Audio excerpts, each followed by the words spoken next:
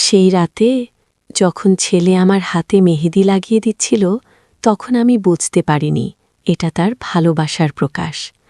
ঈদের আগে হাতে মেহেদি লাগাতে বসেছিলাম, ছেলে বলল, মা আমি লাগিয়ে দেব। আমি রাজি হলাম। সে খুব যত্ন করে আমার হাতে মেহেদি লাগাতে লাগল। হঠাৎ সে আমার হাতের তালুতে তার নাম লিখল। আমি বললাম, এটা কেন? সে হেসে বলল, এটা আমার স্বামিত্বের চিহ্ন। আমি অবাক হয়ে তাকালাম। সে আমার কাছে এসে বলল, মা তুমি জানো না আমি কতদিন স্বপ্ন দেখি তোমাকে আমার বউ হিসেবে দেখার। আমি তোমাকে ভালোবাসি, বিয়ে করো আমাকে। মেহেদির গন্ধ আমার নাকে এসে লাগল। তার নাম আমার হাতে লাল হয়ে ফুটে উঠছিল। এই গল্পটি সম্পূর্ণ শুনলে আপনাদের পানি অটোমেটিক বের হয়ে যাবে। সো যত দ্রুত সম্ভব হাতের কাছে টিস্যু নিয়ে বসে পড়ুন। বিছানার চাদর যেন নষ্ট না হয় সেটা সম্পূর্ণ খেয়াল রাখার অনুরোধ জানিয়ে গল্পটি এখন শুরু করব। তার আগে সর্বশেষ অনুরোধ, দয়া করে এমন পানি বের করার গল্প নিয়মিত শুনতে আমাদের চ্যানেলটি সকলেই সাবস্ক্রাইব করুন। ধন্যবাদ। হ্যালো বন্ধুরা, আমার নাম রোমানা খান। আমার বয়স ৩৯ বছর। আমার স্বামীর নাম তৌফিক খান, বয়স ৫২ বছর। আমাদের ৩ সন্তান, রাফি, সারা আর নিহাল। রাফি ২১ বছর বয়সী ভার্সিটিতে পড়ে। সারা ১৫ বছর বয়সী উচ্চ বিদ্যালয়ে যায়। নিহাল ৮ বছর বয়সী প্রাথমিক বিদ্যালয়ে পড়ে। আমার সংসারে এক অদ্ভুত ঘটনা ঘটেছিল, যার কারণে আমার পুরো পরিবার একটি রহস্যময় অ্যাডভেঞ্চারে জড়িয়ে পড়েছিল। সেই ঘটনাটা শুরু হয়েছিল রাফির অদ্ভুত আচরণ দিয়ে। রাফি আমার বর ছেলে, খুবই মেধাবী আর ভদ্র, কিন্তু গত কয়েক মাস ধরে ওর মধ্যে একটা অদ্ভুত পরিবর্তন লক্ষ্য করছিলাম। সে আমার সাথে অস্বাভাবিক রকম ঘনিষ্ঠতা দেখাতে শুরু করেছিল। প্রথম দিকে ভেবেছিলাম হয়তো বর হয়ে গেছে বলে মায়ের প্রতি আরও যত্নশীল হয়েছে। একদিন সন্ধ্যায় আমি রান্নাঘরে কাজ করছিলাম। রাফি এসে আমার পেছনে দাঁড়ালো, তারপর আমার কাঁধে হাত রাখল, বলল, মা তুমি খুব সুন্দর লাগছো আজকে। আমি হাসলাম, ভাবলাম ছেলে কমপ্লিমেন্ট দিচ্ছে, কিন্তু তারপরের কথাটা শুনে আমি চমকে উঠলাম। সে বলল, মা আমি যদি তোমার স্বামী হতাম তাহলে তোমাকে কখনো একা রান্নাঘরে কাজ করতে দিতাম না। আমি ভ্রুকুচকে তার দিকে তাকালাম, বললাম, এসব কি বলছিস রাফি, তোর বাবা তো আছে। রাফি একটু লজ্জিত হয়ে বলল, সরি মা, আমি এমনি বলেছি। তারপর চলে গেল। কিন্তু এরপর দিন আরও অদ্ভুত কিছু ঘটল। সকালে আমি গোসল থেকে বের হয়ে দেখি আমার বিছানায় একটা লাল গোলাপ রাখা। প্রথমে ভাবলাম তৌফিক রেখেছে, কিন্তু তৌফিক ব্যস্ততার কারণে এসব রোমান্টিক কাজ করার সময় পায় না। সন্দেহ হলো রাফির উপর। দুপুরে রাফিকে জিজ্ঞেস করলাম, রাফি আমার বিছানায় গোলাপটাকে রেখেছে? রাফি প্রথমে অস্বীকার করল, কিন্তু পরে স্বীকার করে বলল, মা আমি রেখেছি, তুমি খুব কষ্ট করো, ভাবলাম একটু খুশি করি। আমি বললাম, এভাবে গোলাপ দেওয়ার কি দরকার, তুমি তো আমার ছেলে। রাফি বলল, মা আমি তোমাকে শুধু ছেলে হিসেবেই দেখি না, তুমি আমার সবচেয়ে প্রিয় মানুষ। তার কথা শুনে আমার মধ্যে একটা অস্বস্তি কাজ করতে লাগলো, কিন্তু আমি ভাবলাম হয়তো আমি অথা সন্দেহ করছি। ছেলে হয়তো সত্যিই মায়ের প্রতি ভালোবাসা প্রকাশ করছে। কিন্তু ঈদের কয়েকদিন আগে যে ঘটনাটা ঘটল সেটা আমাকে সত্যিই হতবাক করে দিল।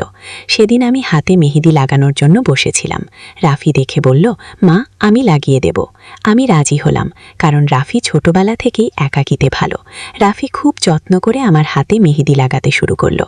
তার স্পর্শে আমার হাত একটু কাঁপছিল, কিন্তু আমি মনে করলাম এটা স্বাভাবিক। হঠাৎ হঠাৎ করে রাফি আমার হাতের তালুতে তার নাম লিখল। আমি জিজ্ঞেস করলাম, এটা কেন লিখলি? রাফি হেসে বলল, এটা আমার স্বামিত্বের চিহ্ন। আমি অবাক হয়ে তার দিকে তাকালাম, বললাম, কি বলছিস তুই? রাফি আমার কাছে এসে বলল, মা আমি তোমাকে ভালোবাসি। তুমি শুধু আমার মা নও, তুমি আমার স্বপ্নের নারী। আমি চাই তুমি আমার বউ হও। তার কথা শুনে আমার মাথা ঘুরে গেল। আমি বললাম, পাগল হয়ে গেছিস নাকি? আমি তোর মা, এসব কি বলছিস? রাফি বলল, মা আমি জানি এটা অস্বাভাবিক শোনাচ্ছে, কিন্তু আমি সত্যিই তোমাকে ভালোবাসি। বাবার চেয়ে আমি তোমাকে বেশি খুশি রাখতে পারবো। আমি উঠে দাঁড়ালাম, বললাম, রাফি তুই মানসিক ভারসাম্য হারিয়ে ফেলেছিস, এসব কথা বলিস কেন? রাফি বলল, মা আমি পাগল হই নাই, আমি সত্যিই তোমাকে চাই। তারপর সে আমার হাত ধরে বলল, তুমি দেখো আমি কত যত্ন করি তোমার, বাবা কি এভাবে যত্ন করে? আমি তার হাত সরিয়ে দিলাম, বললাম, রাফি তুই এখনই এসব পাগলামি বন্ধ কর, আর কখনো এসব কথা বলিস না। রাফি দুঃখিত মুখে বলল, ঠিক আছে মা, আমি আর বলবো না, কিন্তু আমার ভালোবাসা তো আছেই। সেই রাত থেকে আমি খুব অস্বস্তিতে ছিলাম।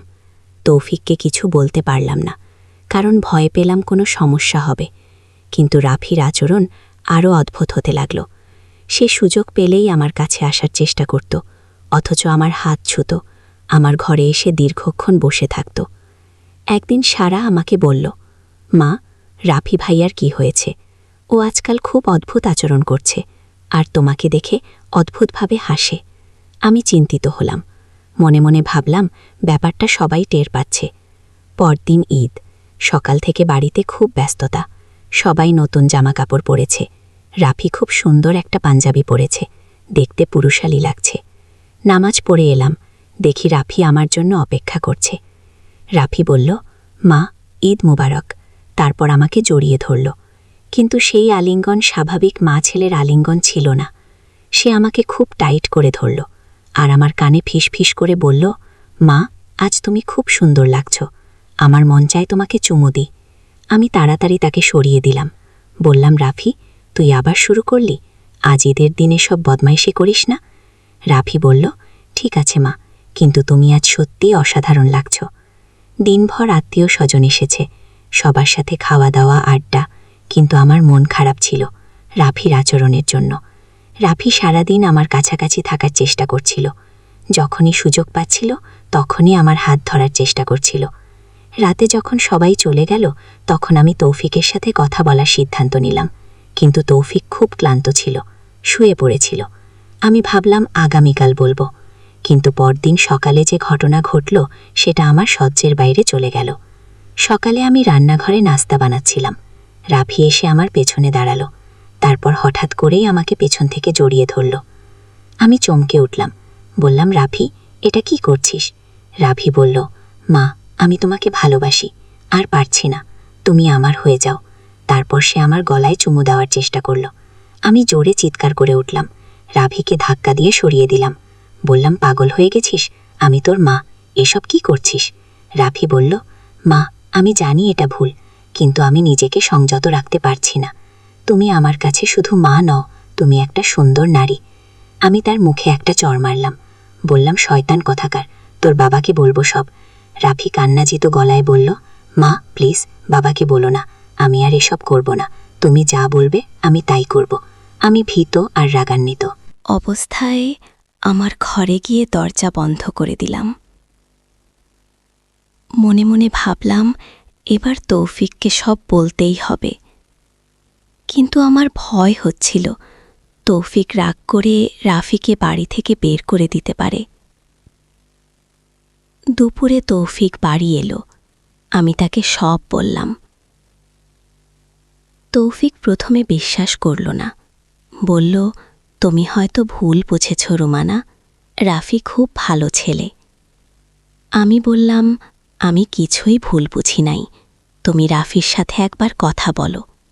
তৌফিক রাফিকে ডেকে নিয়ে তার ঘরে কথা বলল। প্রায় 1 ঘন্টা কথা হলো। এর মধ্যে আমি দরজার পাশে দাঁড়িয়ে শোনার চেষ্টা করছিলাম, কিন্তু তেমন কিছু শুনতে পেলাম না। তৌফিক বের হয়ে এসে আমাকে বলল, রাফি সব স্বীকার করেছে। সে বলেছে ও তোমাকে ভালোবাসে, কিন্তু এটা স্বাভাবিক নয়, আমাদের কিছু করতে হবে। আমি বললাম, কি করবে? তৌফিক বলল, আমি একটা সাইকোলজিস্টের কাছে নিয়ে যাব। পরদিন আমরা রাফিকে নিয়ে ঢাকার একজন বিখ্যাত সাইকোলজিস্টের কাছে গেলাম। ডাক্তার রাফির সাথে একা কথা বলল।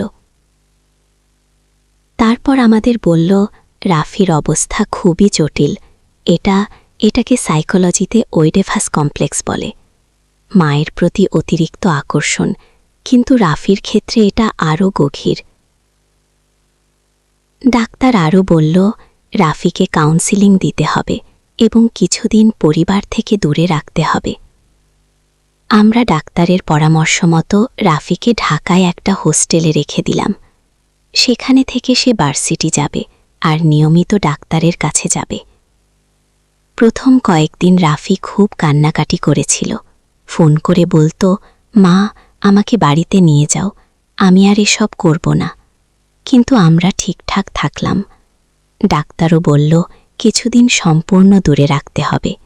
কিন্তু 1 মাস পর একটা অদ্ভুত ঘটনা ঘটল। রাফি হোস্টেল থেকে পালিয়ে গেল। হোস্টেল কর্তৃপক্ষ আমাদের জানালো যে রাফি 3 দিন যাবৎ নেই। আমরা সবখানে খোঁজাখুঁজি করলাম, কিন্তু পেলাম না। 4র্থ দিনে রাফি বাড়িতে ফিরে এলো, কিন্তু তার অবস্থা খুবই খারাপ। সে একদম চুপচাপ, কারো সাথে কথা বলে না, আর আমার দিকে তাকায়ও না। তৌফিক জিজ্ঞেস করল, রাফি, তুই কোথায় ছিলি? রাফি বলল, আমি একটা জায়গায় গিয়েছিলাম, সেখানে একজন পীর সাহেব আছেন, তিনি আমাকে বুঝিয়েছেন। তৌফিক বলল, কি বুঝিয়েছেন? রাফি বলল, তিনি বলেছেন আমার ভেতরে একটা জিন ঢুকেছে, সেই জিনের কারণে আমি এসব করছি। আমি হাসলাম, বললাম, এসব বোঝা কথা, তুই ডাক্তারের কাছে যা, কাউন্সিলিং নেই। কিন্তু রাফি বলল, না মা, পীর সাহেব সত্যি বলেছেন, তিনি আমার ভেতর জিনটা দেখতে পেয়েছেন, আর তিনি একটা তাবিজ দিয়েছেন, এটা পড়লে জিন বের হয়ে যাবে। রাফি তার গলায় একটা কালো রঙের তাবিজ পড়েছিল। আমি তৌফিকের দিকে তাকালাম। তৌফিক মাথা নাড়ল। কিন্তু সত্যিই পরদিন থেকে রাফির আচরণে পরিবর্তন দেখা গেল। সে আর আমার কাছে অস্বাভাবিকভাবে আসে না, স্বাভাবিক ছেলের মতো আচরণ করে। আমার সাথে যথাযথ দূরত্ব বজায় রাখে। 1 সপ্তাহ পর আমি রাফিকে জিজ্ঞেস করলাম, রাফি, তুই এখন কেমন লাগছে? রাফি বলল, মা, আমি এখন ভালো আছি, ওই পাপী চিন্তাগুলো আর আসে না। আমি খুশি হলাম, কিন্তু তৌফিক সন্দিহান ছিল। সে বলল, এত সহজে কি মানসিক সমস্যা ভালো হয়? আমি বললাম, যাই হোক, রাফি ভালো হয়েছে, এটাই গুরুত্বপূর্ণ। এরপর প্রায় 2 মাস ভালোই কাটছিল। রাফি স্বাভাবিক আচরণ করছিল, ভার্সিটিতে নিয়মিত যাচ্ছিল। কিন্তু একদিন একটা অদ্ভুত ঘটনা ঘটল। সেদিন রাতে আমি ঘুমাচ্ছিলাম, তৌফিক বাইরে গিয়েছিল। হঠাৎ আমার ঘুম ভেঙে গেল। দেখি রাফি আমার বিছানার পাশে দাঁড়িয়ে আছে। আমি চমকে উঠে বললাম, রাফি, তুই এখানে কেন? রাফি কোনো কথা বলল না, শুধু আমার দিকে তাকিয়ে রইল। তার চোখ দুটো একদম লাল, তার মুখে একটা অদ্ভুত হাসি। আমি ভয় পেয়ে বললাম, রাফি, তোর কি হয়েছে? রাফি তখন একটা অদ্ভুত কণ্ঠস্বরে বলল, আমি রাফি নই, আমি জিন। আমি এই ছেলের শরীরে ঢুকেছি, আর এই নারীকে আমি পেতেই হবে। তার কণ্ঠস্বর একদম পরিবর্তিত হয়ে গিয়েছিল, গভীর আর ভয়ানক। আমি চিৎকার করে উঠলাম। রাফি তখন আমার দিকে এগিয়ে এলো। তার চলাফেরাও অস্বাভাবিক ছিল, যেন ভেসে এসে ভেসে আসছে। আমি বিছানা থেকে উঠে দৌড়ে ঘর থেকে বের হলাম। সারা আর নিহাল তখন ঘুমাচ্ছিল। আমি তাদের ঘরে গিয়ে দরজা বন্ধ করে দিলাম। হাত কাঁপছিল। ফোন করে তৌফিককে ডাকলাম। তৌফিক 10 মিনিট পর বাড়ি এসে পৌঁছল।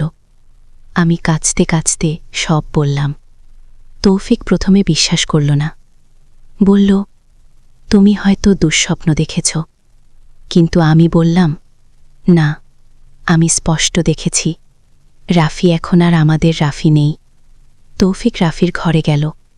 দেখল রাফি বিছানায় গভীর ঘুমে, একদম শান্ত। তৌফিক ফিরে এসে বলল, রাফি তো ভালোই আছে, ঘুমাচ্ছে। আমি বললাম, তুমি জানো না কি দেখেছি?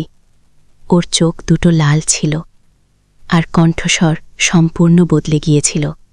পরদিন সকালে রাফি স্বাভাবিক আচরণ করল, আমাকে সালাম দিল, নাস্তা খেল, কিন্তু আমি তার দিকে ভয়ে তাকাতে পারছিলাম না। তৌফিক রাফিকে জিজ্ঞেস করল, রাফি, তুই গত রাতে কোথায় ছিলি? রাফি বলল, আমি তো আমার ঘরেই ছিলাম বাবা, ঘুমাচ্ছিলাম। তৌফিক বলল, তোর মা বলছে তুই তার ঘরে গিয়েছিলি। রাফি অবাক হয়ে বলল, কি বলছেন বাবা?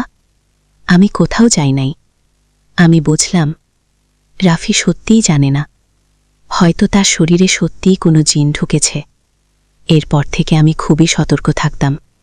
রাতে ঘরের দরজা ভালো করে বন্ধ করতাম। কিন্তু কয়েকদিন পরেই আবার সেই ঘটনা ঘটল। এইবার আমি সারা আর নিহালের সাথে এক ঘরে ঘুমাচ্ছিলাম। মাঝরাতে হঠাৎ ঘুম ভেঙে গেল। দেখি রাফি আবার দাঁড়িয়ে আছে। এইবার তার হাতে একটা লাল গোলাপ। রাফি সেই একই অদ্ভুত কণ্ঠস্বরে বলল, দেখো, আমি তোমার জন্য গোলাপ এনেছি। তুমি আমাকে ভালোবাসো? আমি কাঁপতে কাঁপতে বললাম, তুমি কে? তুমি রাফি নও। সেই জিন বলল, আমি এই শরীরের মালিক হয়ে গেছি। এই নারী আমার চাই, আমি তাকে পাবই। তারপর সে আমার দিকে এগিয়ে আসতে লাগল। আমি চিৎকার করলাম। সারা আর নিহাল জেগে উঠল। তারা রাফিকে দেখে ভয় পেল। সারা বলল, রাফি ভাই, আপনার চোখ কেন এমন লাল? জিন হেসে বলল, আমি তোমাদের ভাই নই, আমি জিন, আর আমি তোমাদের মাকে নিয়ে যাব। নিহাল কান্না করতে শুরু করল। আমি বললাম, তুমি যদি সত্যিই জিন হও তাহলে এই শরীর ছেড়ে চলে যাও। রাফি নিষ্পাপ। জিন বলল, আমি যাব না। এই শরীর আমার পছন্দ, আর এই নারীও। হঠাৎ তৌফিক ঘরে ঢুকল। দেখল রাফি অস্বাভাবিক আচরণ করছে। তৌফিক বুঝল আমি সত্যি বলেছি। সে রাফিকে জোর করে ধরে তার ঘরে নিয়ে গেল। পরদিন আমরা সেই পীর সাহেবের কাছে গেলাম, যার কাছে রাফি গিয়েছিল। পীর সাহেব আমাদের দেখে বলল, আমি জানতাম এই জিন আবার আসবে। এই জিন খুবই শক্তিশালী। পীর সাহেব বলল, এই জিনের নাম শয়তান আলী। এই জিন বহু বছর ধরে সুন্দরী নারীদের পেছনে ঘোরে। আপনার ছেলে শরীরে ঢুকেছে কারণ ছেলেটার মনে পাপ চিন্তা ছিল। আমি জিজ্ঞেস করলাম, এই জিনকে কিভাবে বের করা যাবে? পীর সাহেব বলল, এটা অনেক কঠিন। এই জিন খুবই চালাক। দিনে লুকিয়ে থাকে, রাতে বের হয়। পীর সাহেব আমাদের কিছু নিয়মকানুন দিল। বলল, আপনার ছেলেকে প্রতিদিন কুরআন তেলাওয়াত করতে হবে, আর আপনার ঘরে আয়াতুল কুরসি পড়ে ফু দিতে হবে। আমরা সব নিয়ম মেনে চলতে লাগলাম। কিন্তু জিনের উপস্থিতি কম ছিল না, বরং আরও বাড়ছিল। প্রায় প্রতি রাতেই সেই জিন হাজির হতো।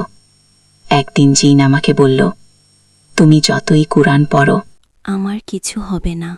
আমি এই পরিবারেই থাকব, আর তোমাকে পেতেই হবে। আমি বললাম, তুমি কেন আমাকে চাও? জিন বলল, তুমি খুব সুন্দর, আর তোমার রূপের গন্ধ আমাকে পাগল করে দিয়েছে। আমি বুঝলাম এই জিনের সাথে আলোচনা করে কোনো লাভ নেই। আমি তৌফিককে বললাম, আমাদের এই বাড়ি ছেড়ে চলে যেতে হবে।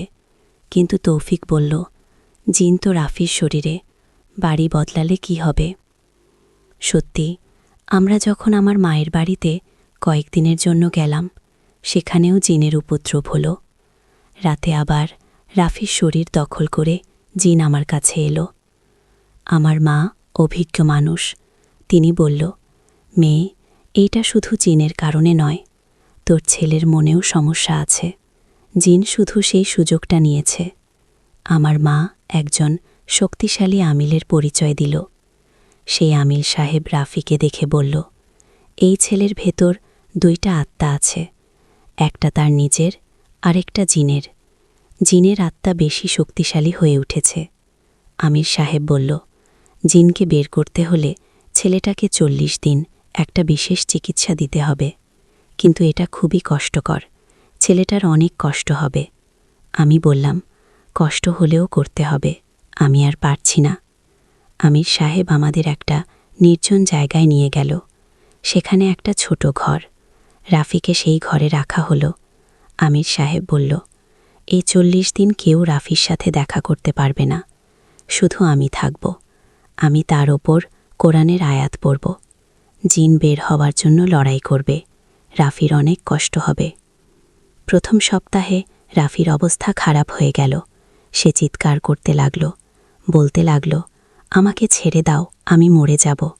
কিন্তু আমির সাহেব বলল, এইটা জিন বলছে, রাফি বলছে না। দ্বিতীয় সপ্তাহে রাফির গলার আওয়াজ সম্পূর্ণ বদলে গেল। সেই জিনের কণ্ঠস্বরে বলতে লাগল, আমি যাব না, এই শরীর আমার, আর সেই নারী আমার। আমির সাহেব আরও জোরে কোরআন পড়তে লাগল। রাফি তখন দেয়ালে মাথা ঢুকতে লাগল। তার হাত পা বেঁধে রাখতে হলো।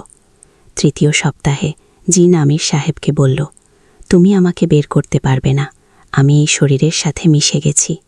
কিন্তু আমির সাহেব হার মানল না। চতুর্থ সপ্তাহের শেষে হঠাৎ রাফি চুপ হয়ে গেল, কোনো আওয়াজ নেই। আমির সাহেব চিন্তিত হল, ভাবল রাফি মারা গেছে কিনা।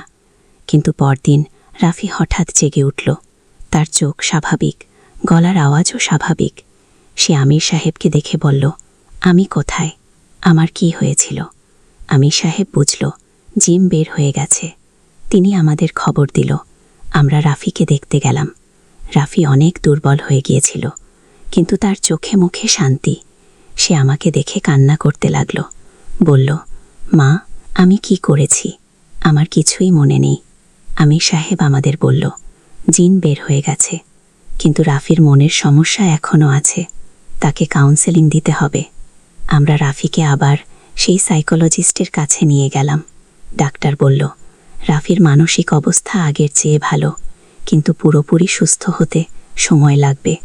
এরপর 6 মাস রাফি নিয়মিত কাউন্সেলিং নিয়েছে এবং আস্তে আস্তে সুস্থ হয়েছে।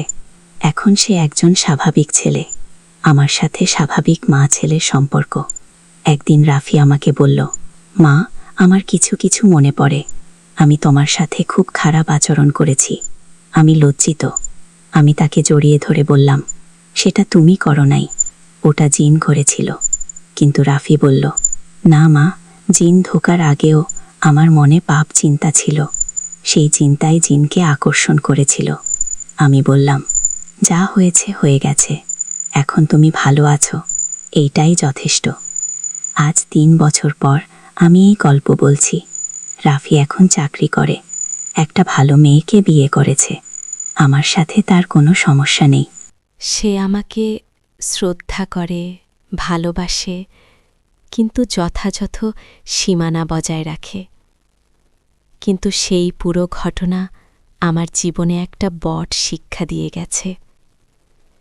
আমি বুঝেছি যে জিমভূত শুধু গল্পকাহিনীতে নেই, এগুলো সত্যি।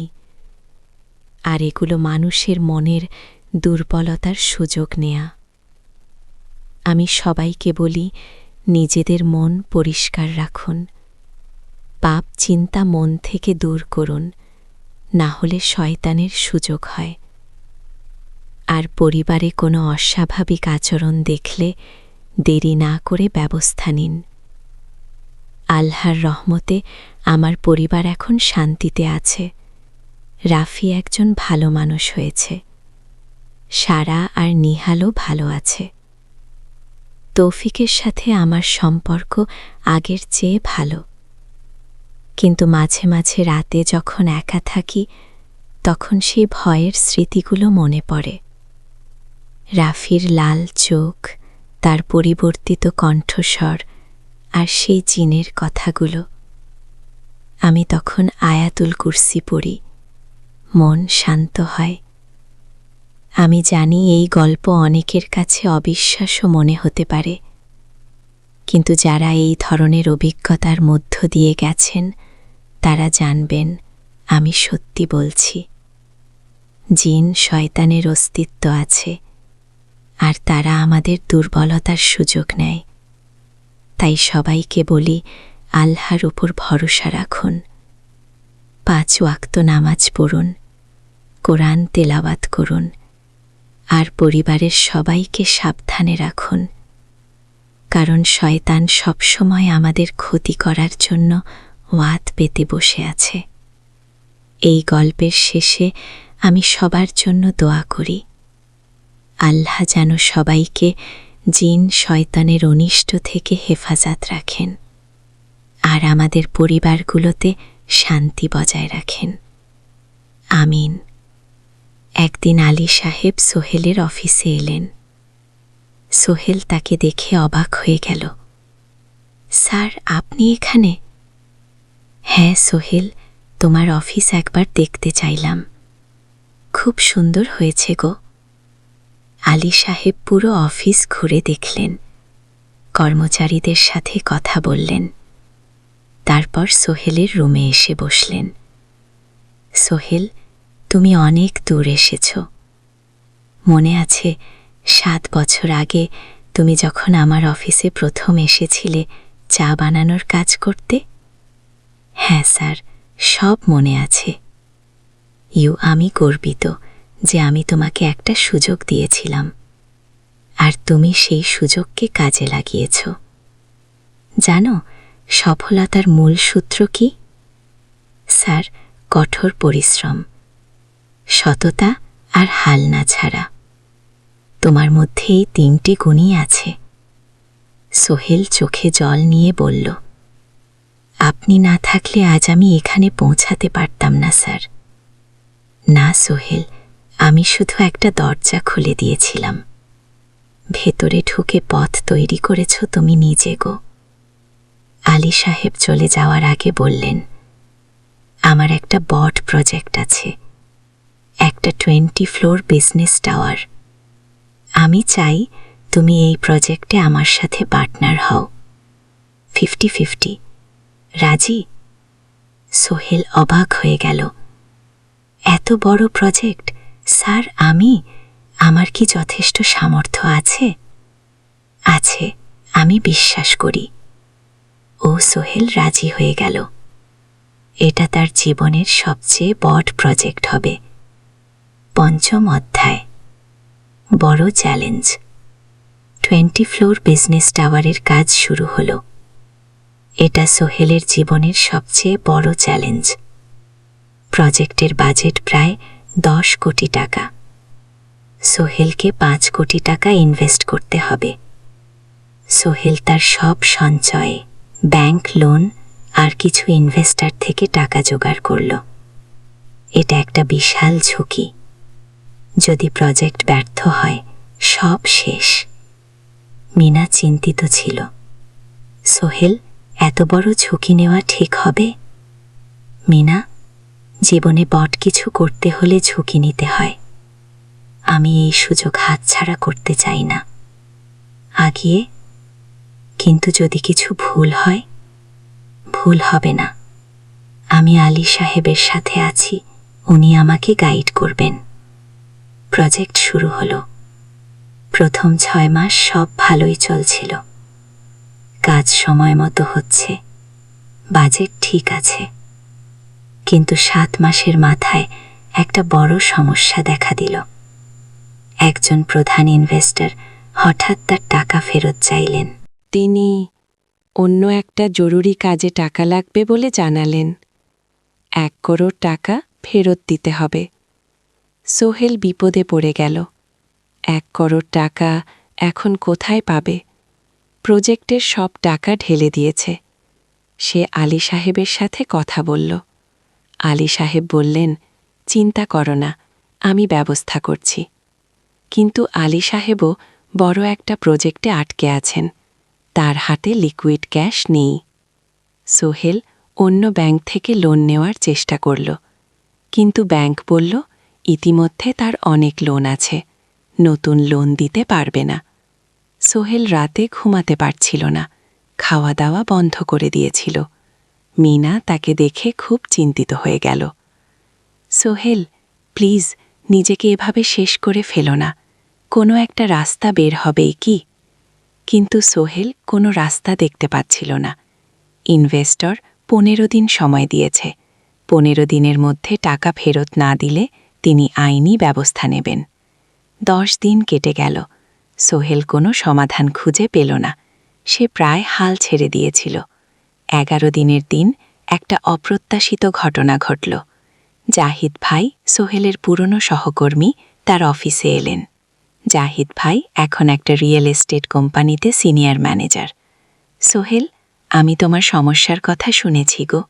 হ্যাঁ ভাই, আমি বিপদে পড়েছি গো। আমি তোমাকে সাহায্য করতে চাই। আমার কিছু সঞ্চয় আছে, 5 লাখ টাকা, তুমি নাও। সোহেল চোখে জল নিয়ে বলল, ভাই, আমি উচ্চ কিছু বলার দরকার নেই। তুমি আমাকে অনেক কিছু শিখিয়েছ। তোমার কাছ থেকে পরিশ্রম আর সততা শিখেছি। এখন আমার পালা তোমাকে সাহায্য করার। জাহিদ ভাই চলে যাওয়ার পর আরও দুজন এলো।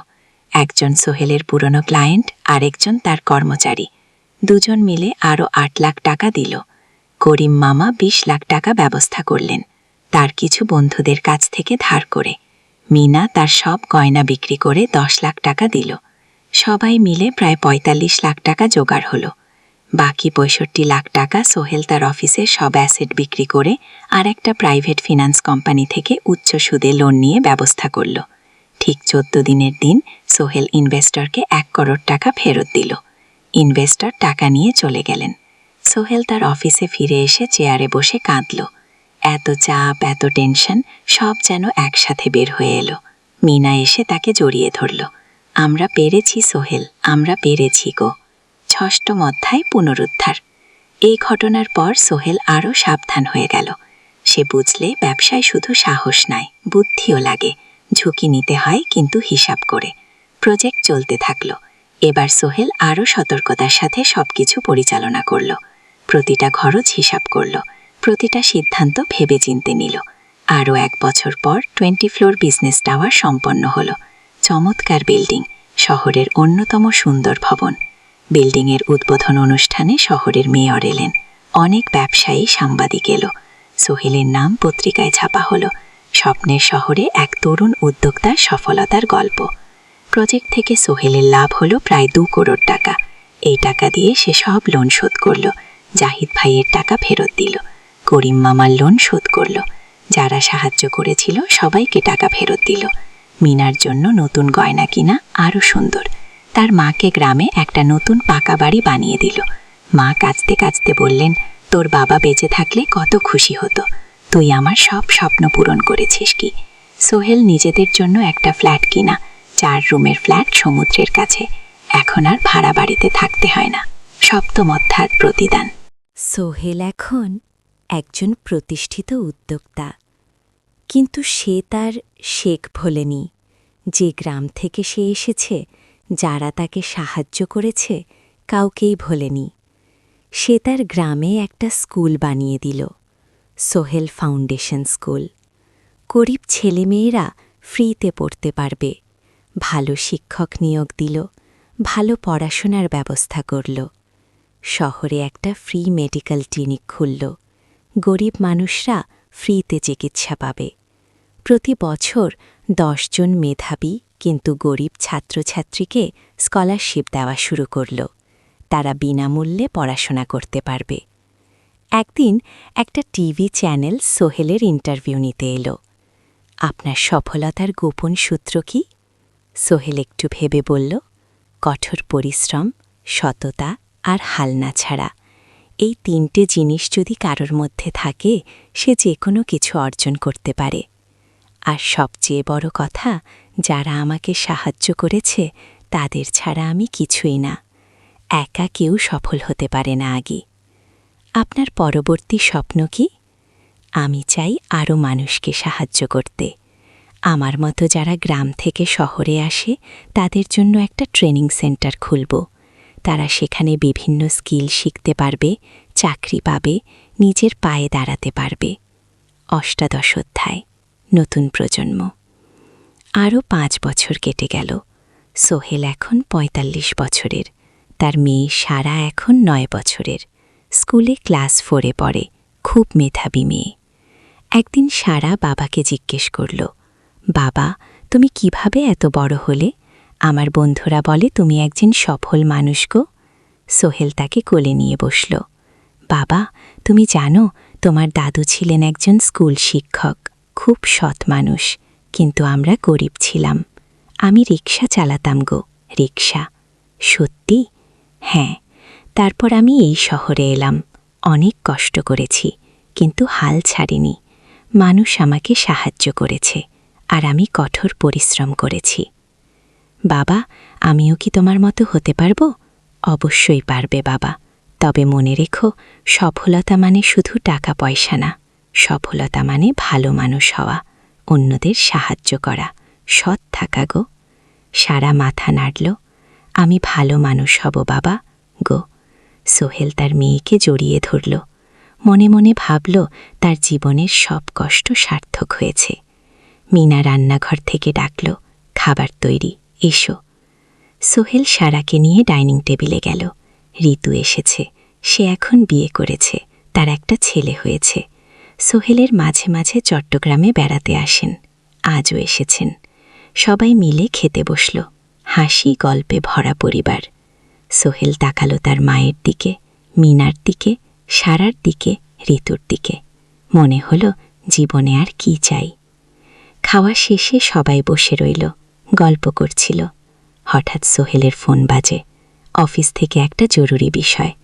সোহেল ফোন রেখে দিয়ে মিনাকে বলল, একটা নতুন প্রজেক্টের প্রস্তাব এসেছে, একটা এতিমখানা বানানোর কাজ, সরকারি প্রজেক্ট। ও, তুমি নেবে? অবশ্যই, এটা আমার স্বপ্নের প্রজেক্ট। যেসব বাচ্চাদের বাবা মা নেই তাদের জন্য একটা সুন্দর জায়গা।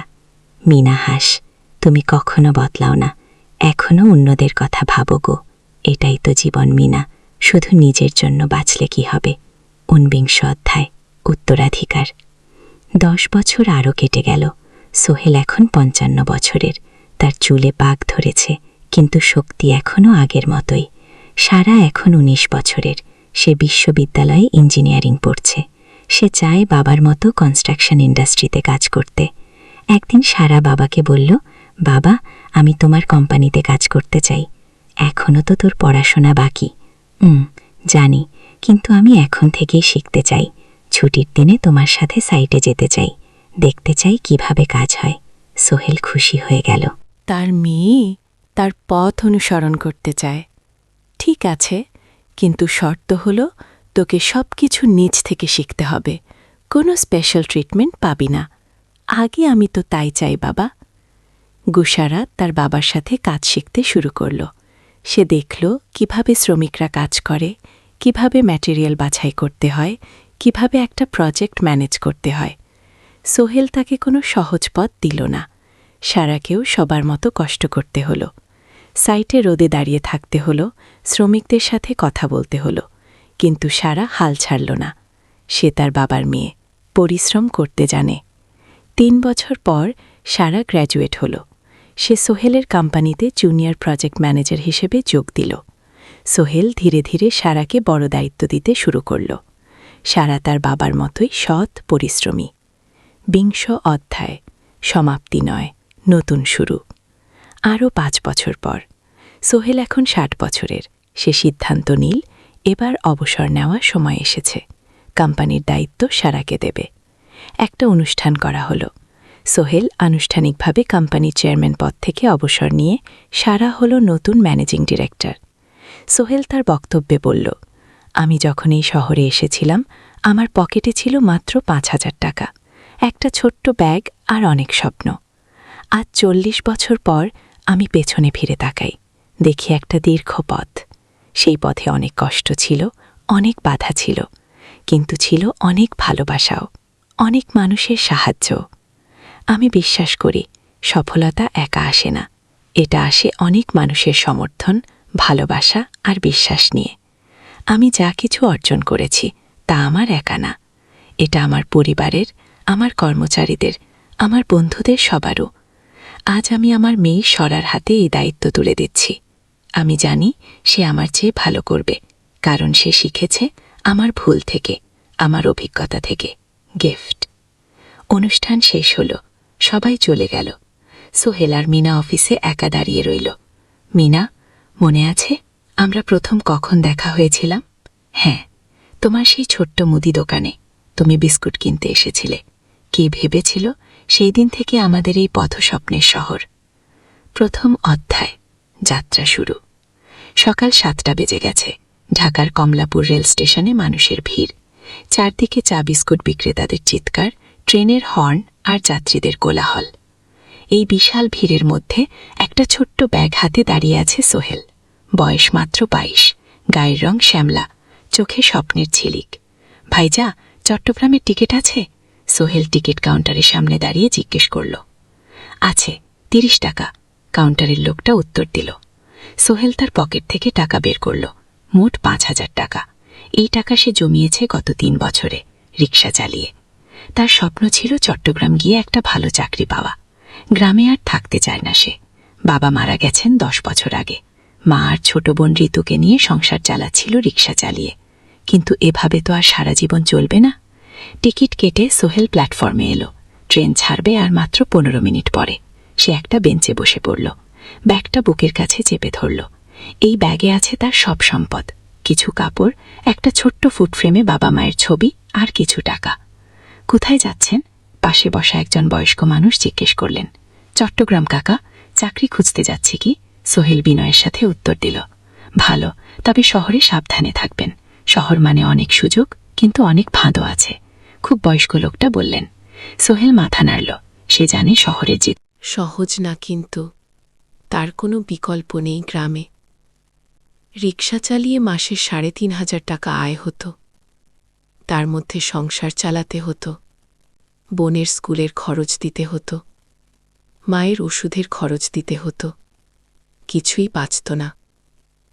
আর এই জীবন থেকে বেরোনোর একটাই পথ, শহরে গিয়ে ভালো কাজ খুঁজে নেওয়া। সোহেল মনে মনে ভাবল তার বাবার কথা। বাবা ছিলেন একজন স্কুল শিক্ষক। খুব সৎ মানুষ ছিলেন। সবসময় বলতেন, সোহেল, তুই লেখাপড় শিখে বড় মানুষ হবি। আমাদের পরিবারে আর কেউ বড় চাকরি করেনি, তুই করবিক। কিন্তু বাবা যখন মারা গেলেন, তখন সোহেল মাত্র এসএসসি পরীক্ষা দিয়েছে। ফলাফল ভালো হয়েছিল, জিপিএ অর্ধচতুর। কিন্তু বাবার মৃত্যুর পর আর পড়া হল না। পরিবারের দায়িত্ব নিতে হল। ট্রেন ছাড়ল। সোহেল জানালার পাশে বসে বাইরে তাকাল। ধানুক্ষেত নদী, ছোট ছোট গ্রাম, সব পেছনে ফেলে ট্রেনে গিয়ে চল। সোহেলের মনে হল সে যেন তার পুরনো জীবনটাকেও পেছনে ফেলে আসছে। ট্রেনে একজন হকার এসে চা বিক্রি করছিল। সোহেল একটা চা কিনল, 10 টাকা। চা খেতে খেতে সে ভাবছিল, চট্টগ্রাম পৌঁছে কি হবে? করিম মামা তাকে সাহায্য করবেন তো? চাকরি পাওয়া যাবে তো? করিম মামা আসলে সোহেলের খুব দুঃসম্পর্কের মামা। সোহেলের দাদির বোনের ছেলে। অনেক বছর আগে গ্রাম ছেড়ে চট্টগ্রামে চলে গিয়েছিলেন। সেখানে একটা কনস্ট্রাকশন কোম্পানিতে কাজ করেন। বছরে 1-2 বার গ্রামে আসতেন। গত বছর যখন এসেছিলেন, তখন সোহেলের মাকে বলেছিলেন, সোহেলকে চট্টগ্রাম পাঠান, আমি একটা কাজের ব্যবস্থা করে দেব। সেই কথাতেই ভরসা করে সোহেল আজ এই যাত্রা। দ্বিতীয় অধ্যায়, নতুন শহর। চট্টগ্রাম পৌঁছাতে প্রায় 6 ঘন্টা লেগে গেল। দুপুর 1টা বাজে। সোহেল স্টেশন থেকে বের হয়ে শহরের রাস্তায় দাঁড়াল। কি বিশাল শহর! এত গাড়ি, এত মানুষ, চারদিকে উঁচু উঁচু বিল্ডিং, দোকানপাট, মানুষের ভিড়। সোহেল কিছুক্ষণ দাঁড়িয়ে থাকল সবকিছু দেখতে দেখতে। তার মনে হচ্ছিল সে যেন অন্য কোনো পৃথিবীতে এসে পড়েছে। তার পকেটে একটা ছোট্ট কাগজ আছে। সেখানে লেখা একটা ঠিকানা, করিম মিয়া, বাড়ি নং 23, রোড নং 5, আগ্রাবাদ, চট্টগ্রাম। সোহেল একটা রিক্সা ডাকল। কত নেবেন আগ্রাবাদ যেতে? 50 টাকা গো। সোহেল রিক্সায় উঠল। রাস্তার দুধারে দোকান, মার্কেট, অফিস, সবকিছু দেখতে দেখতে সে অবাক হয়ে গেল। এত বড় শহর, এত কিছু, গ্রামের সেই ছোট্ট বাজারের সাথে কোনো তুলনাই হয় না। প্রায় আধা ঘন্টা পর রিকশা একটা পুরনো বাড়ির সামনে থামল। 3 তলা বাড়ি, কিন্তু রং উঠে গেছে। সিঁড়ি দিয়ে উঠে 3য় তলায় করিম মামার ফ্ল্যাটে নক করল। দরজা খুললে এক মধ্যবয়সী মহিলা। কে? আসসালামু আলাইকুম আপা, আমি সোহেল, নোয়াখালীর গ্রাম থেকে এসেছি। করিম মামা বাড়িতে আছেন? মহিলা তাকে মাথা থেকে পা পর্যন্ত দেখল। করিম তো অফিসে গেছে। তুমি কে? কোথা থেকে এসেছ? সোহেল সব খুলে বলল। মহিলা তাকে ভেতরে ঢুকতে দিল। বসো। করিম সন্ধ্যায় ফিরবে গো। ফ্ল্যাটটা ছোট, 2টো রুম, একটা ছোট্ট রান্নাঘর আর একটা বাথরুম। কিন্তু সোহেলের কাছে খুব সুন্দর লাগল। গ্রামের সেই টিনের ঘরের চেয়ে তো অনেক ভালো। মহিলা তার নাম জানাল। সালমা, করিম মামার স্ত্রী। তাদের 2টো ছেলে, একজন ক্লাস 8-এ পড়ে, আর একজন ক্লাস 5-এ। খেয়েছ? সালমা আপা জিজ্ঞেস করল। না আপা গো। অপেক্ষা করো, ভাত আছে, মাছ আছে, খাও। সোহেল প্রথমে রাজি হতে চাইল না, কিন্তু খুব খিদে পেয়েছিল। সকাল থেকে শুধু একটা চা আর বিস্কুট খেয়েছে। খাওয়া দাওয়ার পর সোহেল বসে রইল। সালমা আপা তাকে গল্প করতে লাগল। তোমার মা কেমন আছেন? ভালো আছে আপা, মার একটু গেটে বাত আছে, ওষুধ খাচ্ছেন। বোন স্কুলে পড়ে খুব। তুমি কি করতে চাও এখানে? চাকরি খুঁজছে। আপা, যে কোনো কাজ করব। বাসায় মা আর বোনকে টাকা পাঠাতে হবে। এই সালমা আপা মাথা নাড়ল। করিম তোমার জন্য কিছু একটা করবে। সে ভালো মানুষ। সারাদিন অপেক্ষা করু। সোহেল সন্ধ্যা ছেটায় করিম মামা ফিরলেন। 50-এর কাছাকাছি বয়স, কালো রঙের প্যান্ট শার্ট পরা, হাতে একটা ব্যাগ। আরে সোহেল, কবে এলি? করিম মামা খুশি হয়ে বললেন। আজ সকালে মামা। করিম মামা তাকে জড়িয়ে ধরলেন। অনেকদিন পর দেখলাম। কেমন আছিস? ভালো আছি মামা। গিয়ে ভালো করেছি শেষে। এখানে অনেক সুযোগ আছে তোর জন্য। একটা কাজের ব্যবস্থা করে দেব, তবে প্রথমে কয়েকদিন এখানে থাক। শহরটা একটু চিনে নে, তারপর কাজে যোগ দিবে। ও, সোহেলের মনে আশার আলো জ্বলল। সে ভাবল হয়তো তার ভাগ্য এবার পাল্টাবে। 3য় অধ্যায়, প্রথম চাকরি। 1 সপ্তাহ পরে করিম মামা সোহেলকে তার কোম্পানিতে নিয়ে গেলেন। কোম্পানির নাম আলামিন কনস্ট্রাকশন। অফিসটা শহরের কেন্দ্রে, 5 তলা একটা বিল্ডিংয়ের দোতলায়। মালিক আলী সাহেব, 50-এর কাছাকাছি বয়স, মোটা চেহারা, চোখে সোনার ফ্রেমের চশমা। বড়লোক মানুষ, কিন্তু খুব কড়া। এই ছেলেটাকে কি কাজে লাগাবেন? আলী সাহেব করিম মামাকে জিজ্ঞেস করলেন। স্যার, ও আমার আত্মীয়, গ্রাম থেকে এসেছে, খুব পরিশ্রমী, যে কোনো কাজে লাগাতে পারেন। আলী সাহেব সোহেলের দিকে তাকালেন। তুমি কি পড়েছ? স্যার, এসএসসি পাস, জিপিএ অর্ধ চতুর্থ। ভালো। কম্পিউটার চালাতে পারো? না স্যার, পারি না, কিন্তু শিখতে চাই। আলী সাহেব একটু ভাবলেন। ঠিক আছে, তোমাকে অফিসের কাজে রাখব। ফাইল গুছানো, চা বানানো, কাগজপত্র নিয়ে যাওয়া। না এসো, মাসে 5,000 টাকা। রাজি আছো? জি স্যার। কই? সোহেল খুশি হয়ে গেল। 5,000 টাকা! রিক্সা চালিয়ে 3,500 পেত, এখানে 5,000। কাজ শুরু হলো পরদিন থেকে। সকাল 8টায় অফিসে যেতে হয়, ফিরতে হয় সন্ধ্যা 7টায়। প্রথম দিন সোহেল ঘুম থেকে উঠল ভোর 5টায়। তৈরি হয়ে 7:30টায় অফিসের উদ্দেশ্যে বের হল। করিম মামার বাড়ি থেকে অফিস প্রায় 5 কিলোমিটার। বাসে যেতে হয়। অফিসে পৌঁছে সোহেল দেখল সেই প্রথম আলী সাহেব এখনো আসেননি। অফিস খোলা ছিল না। 8-10 মিনিট পর একজন লোক এসে অফিস খুলল। তুমি নতুন? জি, আমি সোহেল। ওজাইদ, assistant manager. এসো।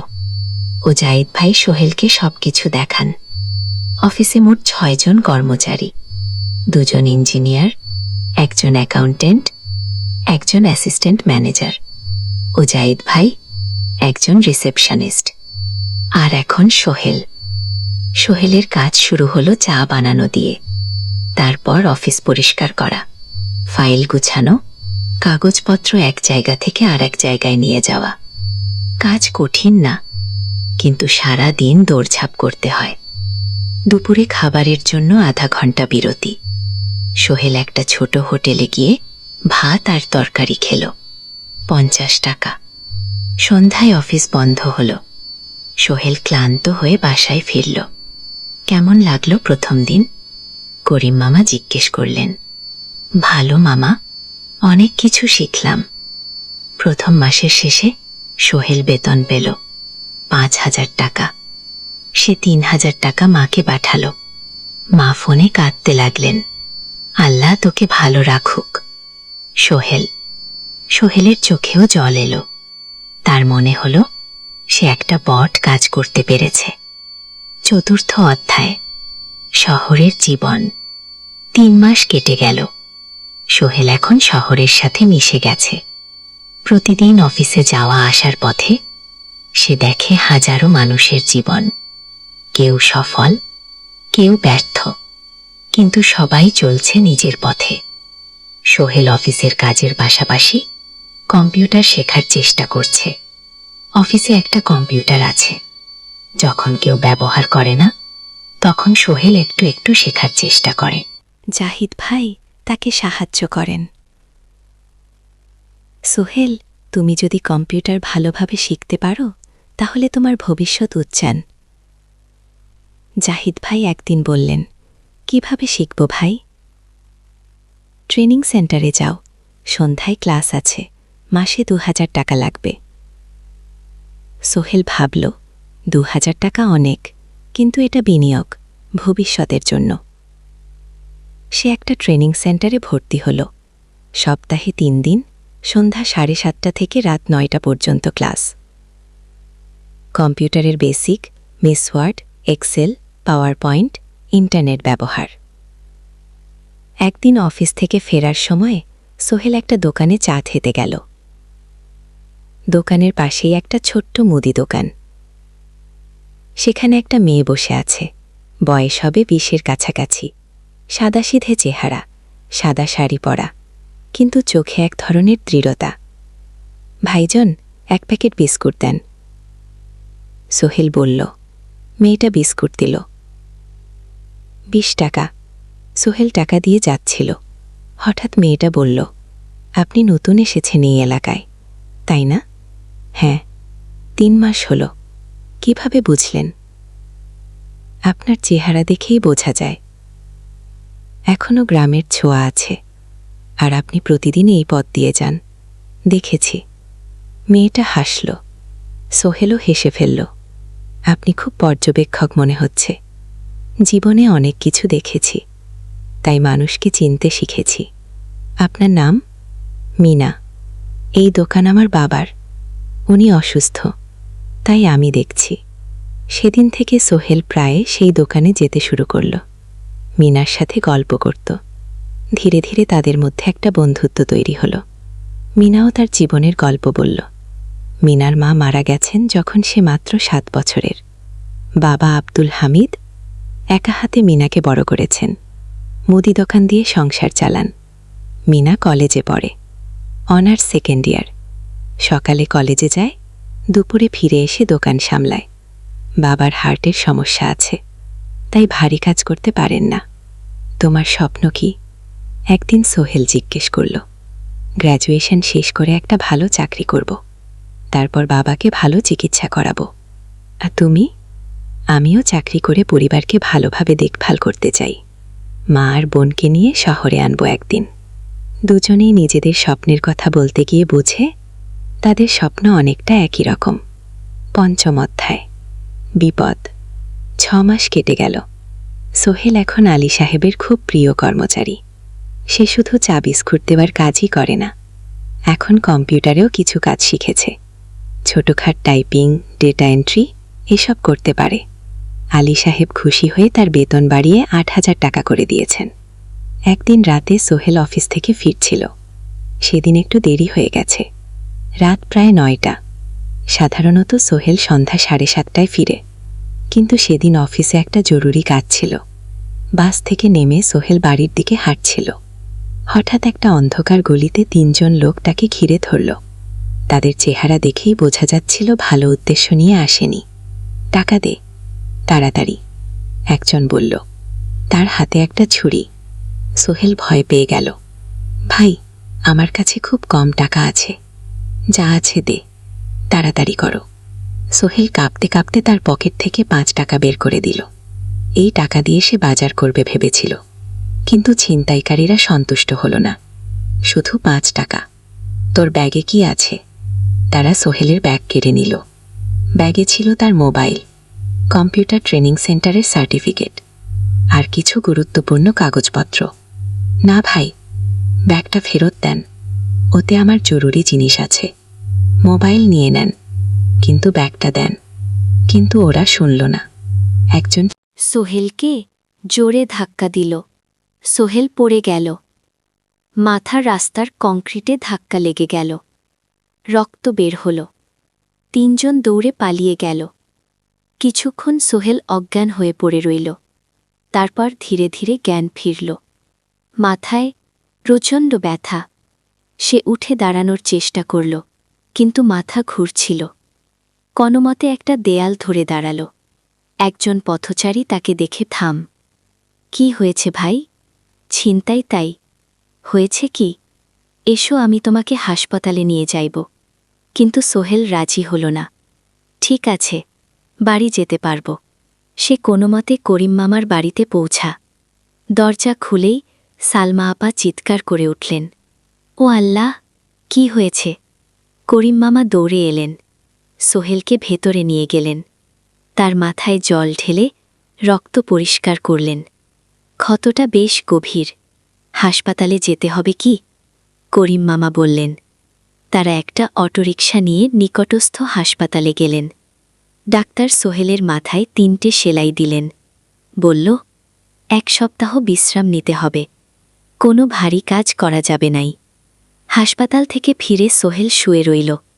তার মনে হচ্ছিল সব কিছু শেষ হয়ে গেছে। মোবাইল চলে গেছে, গুরুত্বপূর্ণ কাগজপত্র চলে গেছে। এখন 1 সপ্তাহ অফিস করতে পারবে না। পরদিন সকালে করিম মামা আলী সাহেবকে ফোন করে সব জানালেন। আলী সাহেব বললেন, ঠিক আছে, সোহেল ভালো হয়ে এলে আসবে, চিন্তার কিছু নেই কি। মিনা যখন এই খবর শুনল, সে সন্ধ্যায় সোহেলকে দেখতে এলো করিম মামার বাড়িতে। সাথে এনেছিল কিছু ফল। কি হয়েছিল? মিনা চিন্তিত গলায় জিজ্ঞেস করল। সোহেল সব বলল। মিনা রেগে গেল। এই শহরে এখন অনেক অপরাধ বেড়ে গেছে, পুলিশ কিছু করে না। তুমি পুলিশের রিপোর্ট করেছ? না, লাভ নেই। তবুও করা উচিত। তোমার মোবাইলটা হয়তো খুঁজে পাওয়া যাবে কি? করিম মামা সোহেলকে নিয়ে পুলিশ স্টেশনে গেলে জেনারেল ডায়েরি করলেন, কিন্তু পুলিশ খুব একটা আশা দিল না। দেখি কিছু করা যায় কিনা।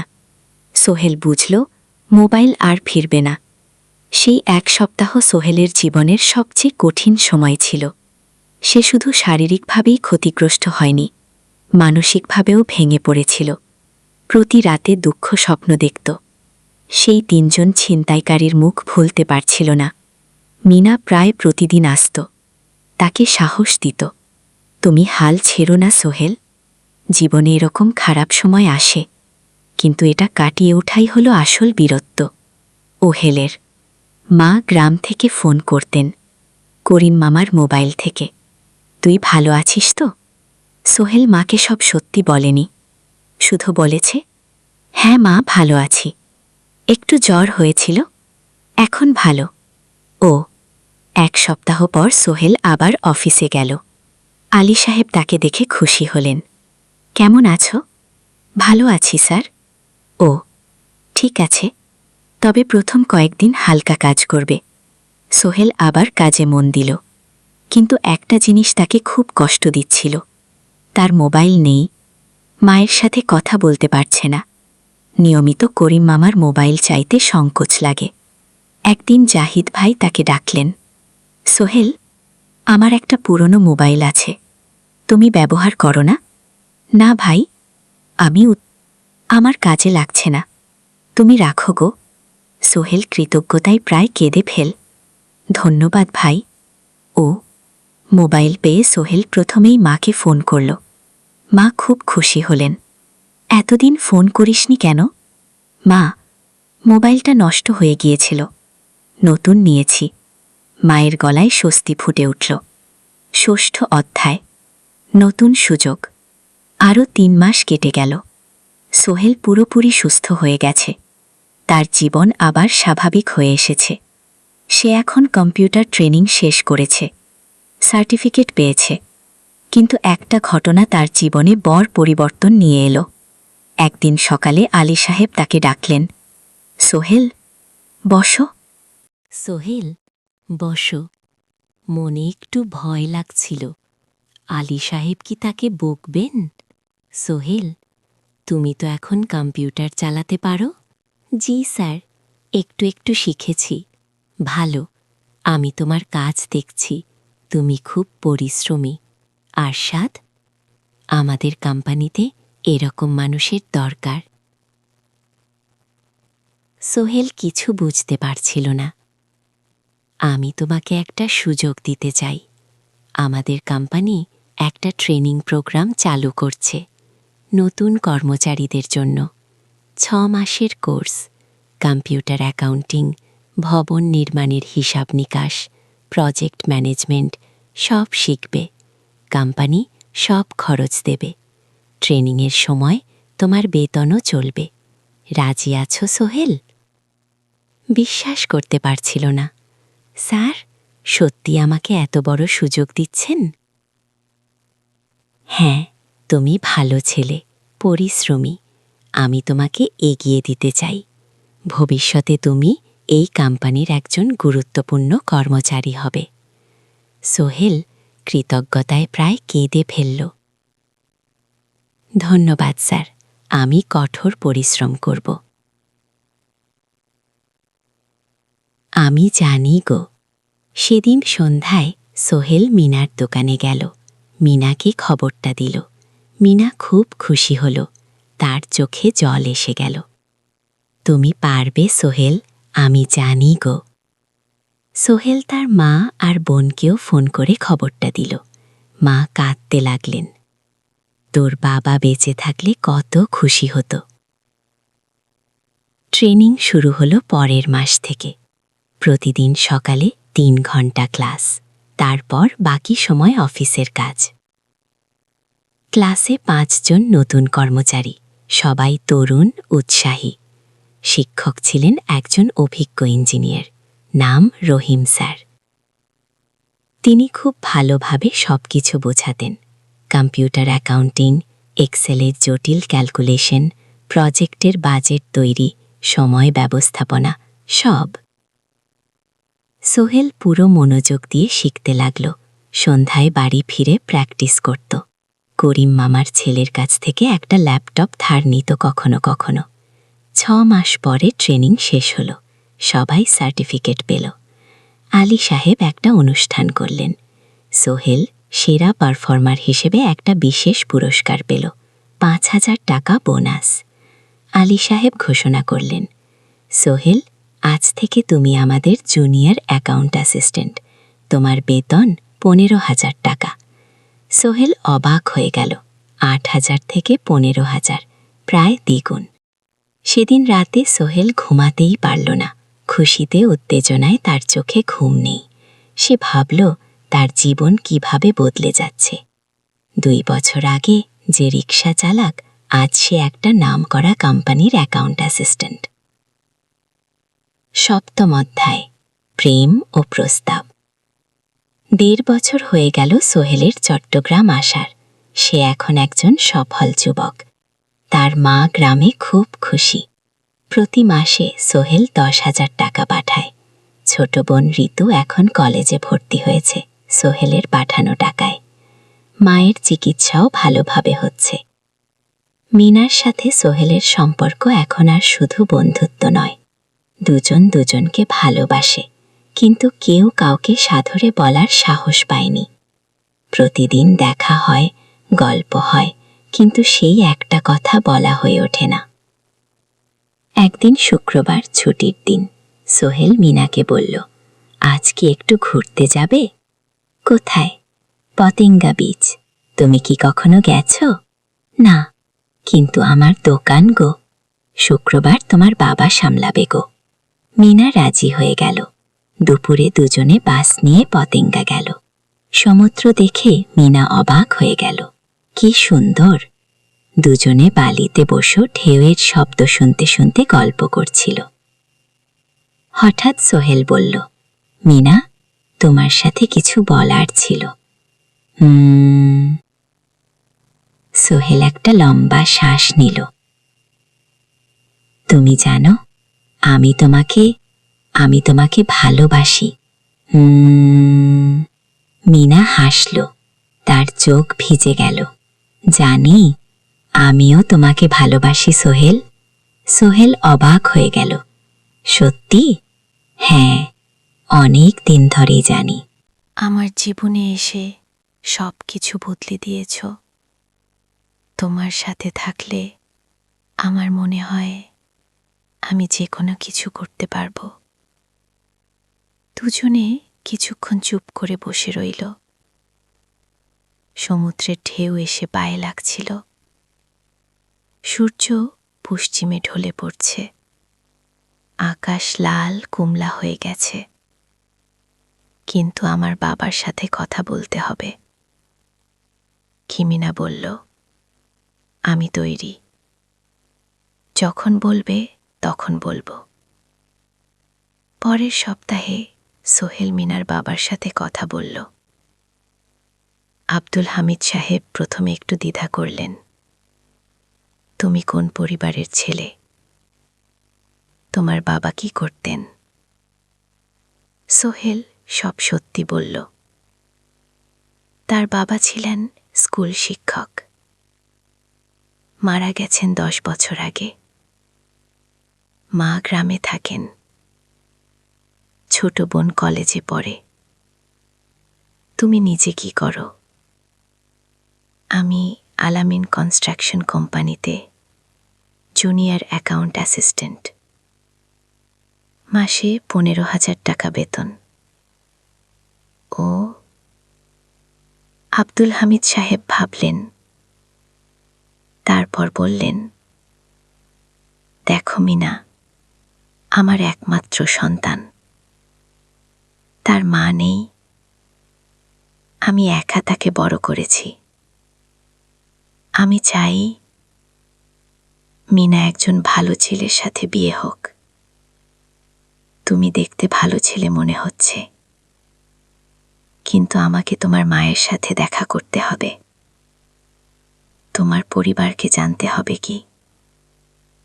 জি আঙ্কেল, আমি ব্যবস্থা করছি। সোহেল খুশিতে আটখানা। সে সেদিন রাতেই তার মাকে ফোন করল। মাকে সব বলল।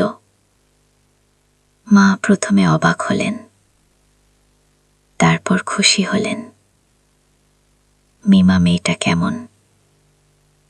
খুব ভালো মা। তুমি দেখলে পছন্দ করবে কি? ঠিক আছে, আমি আর ঋতু আসছি চট্টগ্রাম। 2 সপ্তাহ পর সোহেলের মা আর বোন চট্টগ্রাম এলো। সোহেল তাদের নিয়ে মিনার বাড়িতে গেল। 2 পরিবার একসাথে বসল। মিনার বাবা সোহেলের মাকে দেখে খুশি হলেন। সোহেলের মা সহজ সরল ভদ্র মহিলা। আপনার ছেলে খুব ভালো, মিনা তাকে পছন্দ করে, আমিও রাজি। আব্দুল হামিদ সাহেব বললেন, আমার সোহেল সৎ ছেলে, মিনাকে খুব ভালোবাসে আমি জানি। ও মিনাকে সুখে রাখবে কি? সোহেলের মা বললেন, বিয়ের তারিখ ঠিক হলো 3 মাস পর। এই 3 মাসে সোহেল যথেষ্ট টাকা জমাবে, বিয়ে হবে সাদামাটা কিন্তু সুন্দর। 8ম অধ্যায়, নতুন পথ। 3 মাস কেটে গেল দ্রুত। সোহেল প্রতিদিন কঠোর পরিশ্রম করছিল। অফিসে তার কাজের প্রশংসা হচ্ছে। আলী সাহেব তাকে এখন ছোটখাট প্রজেক্টের হিসাব দেখতে দিচ্ছেন। সোহেল তার সঞ্চিত টাকা দিয়ে বিয়ের আয়োজন করল। বিয়ে হলো মিনার বাড়ির কাছের একটা কমিউনিটি সেন্টারে। খুব বেশি লোক আসেনি, 2 পরিবারের আত্মীয় স্বজন আর অফিসের কয়েকজন সহকর্মী। কিন্তু অনুষ্ঠান ছিল খুব সুন্দর। সোহেল যখন মিনাকে বিয়ের পোশাকে দেখল, তার মনে হলো পৃথিবীর সবচেয়ে সুন্দর মেয়ে সে। লাল শাড়ি পরা, মুখে হালকা মেকআপ, কিন্তু তার স্বাভাবিক সৌন্দর্য ছিল আসল। বিয়ের পর সোহেল একটা ছোট্ট ফ্ল্যাট ভাড়া নিল, 2 রুমের ফ্ল্যাট। মাসে ভাড়া 5,000 টাকা। মিনা এখনো তার পড়াশোনা চালিয়ে যাচ্ছে। আরো 1 বছর বাকি গ্রাজুয়েশন শেষ হতে। সোহেলের মা আর বোন গ্রামে ফিরে গেল। মা বলে গেলেন, সোহেল মিনাকে ভালো রাখিস। মেয়েরা অনেক ত্যাগ করে সংসার করতে। জানি মাগো। নতুন জীবন শুরু হলো। সোহেল সকালে অফিসে যায়, সন্ধ্যায় ফেরে। মিনা সকালে কলেজে যায়, দুপুরে ফিরে রান্না করে, ঘর গোছায়। সন্ধ্যায় দুজনে একসাথে বসে পড়াশোনা করে, গল্প করে, টিভি দেখে। জীবন সুন্দর ছিল, কিন্তু চ্যালেঞ্জও ছিল। মাসিক খরচ, ভাড়া 5,000, বাজার 3,000, বিদ্যুৎ গ্যাস 1,000, মায়ের জন্য 5,000, মিনার কলেজের খরচ 1,000-2,000, মোট প্রায় 14,000 টাকা। বাঁচা তো মাত্র 1,000 খানিক। কিন্তু সোহেল হাল ছাড়ল না। শেষ সন্ধ্যায় একটা কম্পিউটার ট্রেনিং সেন্টারে পার্ট টাইম পড়ানো শুরু করল। সপ্তাহে 3 দিন, 2 ঘন্টা করে। এতে মাসে আরো 3,000 টাকা আসতে লাগলো। মিনাও বসে থাকল না। সে বাড়িতে বসে কয়েকজন স্কুলের ছাত্রছাত্রীকে টিউশন পড়াতে শুরু করল। মাসে 2,000 টাকা আয়। এভাবে কেটে গেল 6 মাস। দুজন মিলে পরিবার চালাচ্ছে, স্বপ্ন দেখছে। একদিন সোহেল বলল, মিনা, আমি একটা নতুন স্বপ্ন দেখছি গো। কি? আমি নিজে একটা ছোট্ট কনস্ট্রাকশন কোম্পানি খুলতে চাই। ছোট ছোট প্রজেক্ট নেব, বাড়ি মেরামত, ছোট বিল্ডিং বানানো, এসব। তোমার কি যথেষ্ট অভিজ্ঞতা আছে? আছে। আমি 2 বছর ধরে এই কাজের সাথে জড়িত। অনেক কিছু শিখেছি। আর আলী সাহেবও আমাকে সাহায্য করবেন গো। কিন্তু টাকা কোথায়? কোম্পানি খুলতে তো অনেক টাকা লাগবে কি? আমি জমাচ্ছি, আরও 1 বছর কাজ করব, তারপর চেষ্টা করব। মিনা তাকে সমর্থন দিল। তুমি পারবে, তোমার মধ্যে সেই শক্তি আছে কি? 9ম অধ্যায়। চ্যালেঞ্জের সময়। কিন্তু ভাগ্য সবসময় অনুকূলে থাকে না। সোহেল যখন স্বপ্ন দেখছিল নিজের কোম্পানি খোলার, তখনই একটা বড় সমস্যা এলো। আলী সাহেবের কোম্পানি একটা বড় প্রজেক্ট পেয়েছিল, একটা 10 তলা বিল্ডিং বানানোর কাজ। কিন্তু প্রজেক্টের প্রধান ইনভেস্টর হঠাৎ পালিয়ে গেল। তিনি কোম্পানির কাছ থেকে প্রায় 50 লাখ টাকা নিয়ে গেছেন, কিন্তু কাজ শেষ হয়নি। কোম্পানি বড় ক্ষতির মুখে পড়ল। আলী সাহেব অনেক কর্মচারীকে ছাঁটাই করতে বাধ্য হলেন। প্রায় 10 জনকে চাকরি থেকে বাদ দিলেন। বাকিদের বেতন কমাতে হল। সোহেলকে আলী সাহেব ডেকে বললেন, সোহেল, আমি তোমাকে রাখতে চাই, তুমি বিশ্বস্ত কর্মচারী, কিন্তু তোমার বেতন কমাতে হবে 15,000 থেকে 10,000-এ। সোহেল মনে মনে চিন্তায় পড়ে গেল। 10,000 টাকায় সংসার চলবে কিভাবে? মায়ের খরচ, ভাড়া, বাজার সব মিলিয়ে তো 14,000 টাকা লাগে। কিন্তু সে কিছু বলল না। ঠিক আছে স্যার। বাড়ি ফিরে সোহেল মিনাকে সব বলল। মিনা চিন্তিত হয়ে গেল। এখন কি হবে? চিন্তা করো না, আমি পার্ট টাইম টিউশনের সময় বাড়াবো, আর তুমিও বেশি করে টিউশন নাও। কিন্তু আমার তো পড়াশোনাও আছে কি? জানি, কিন্তু এখন এটাই করতে হবে গো। সোহেল সন্ধ্যায় আরও 2টো জায়গায় পার্ট টাইম কাজ খুঁজো। একটা দোকানের সন্ধ্যায় হিসাব দেখার কাজ পেল, মাসে 2,000 টাকা। আর একটা জায়গায় সপ্তাহান্তে কম্পিউটার রিপেয়ারের কাজ পেল, মাসে 1,500 টাকা। মিনাও 3 জন নতুন স্টুডেন্ট নিল টিউশনে। তার আয় বাড়ল 2,000 থেকে 3,500-এ। কঠিন সময় ছিল।